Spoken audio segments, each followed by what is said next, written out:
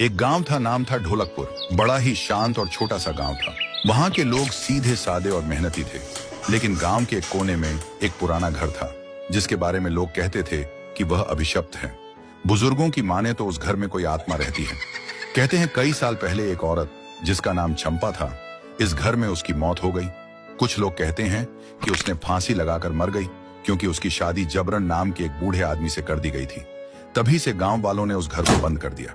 लेकिन हर पूर्णिमा की रात को एक औरत की रोने की आवाज आती थी। कई बार किसी ने उस औरत को सफेद पोशाक में देखा।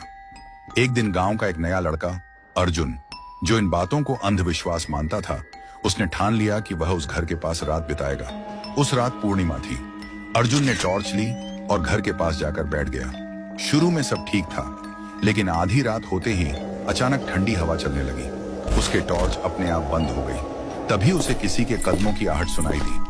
वह घबराया और इधर उधर देखने लगा। तभी उसने देखा एक भूत, जो बिना कपड़ों में हवा में उड़ रही थी और उसके सामने आकर खड़ी हुई थी।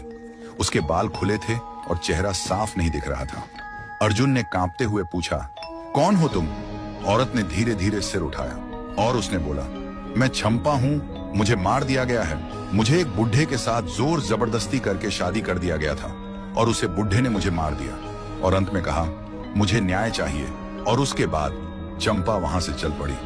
अर्जुन बेहोश हो गया और सुबह तक वह बेहोश पड़ा था। जब उसका होश आया तो देखा सुबह हो गया था। गांव वाले उसे बेहोशी देखकर उसके पास आया और पूछा कि क्या हुआ। रात में हुई पूरी घटना सबको बोल दिया। उसके बाद अर्जुन ने गांव छोड़ दिया और कभी वापस नहीं आया। और तब से कोई उस घर के पास नहीं जाता। अब भी हर पूर्णिमा की रात घर के पास से एक औरत की सिसकियों की आवाज आती है।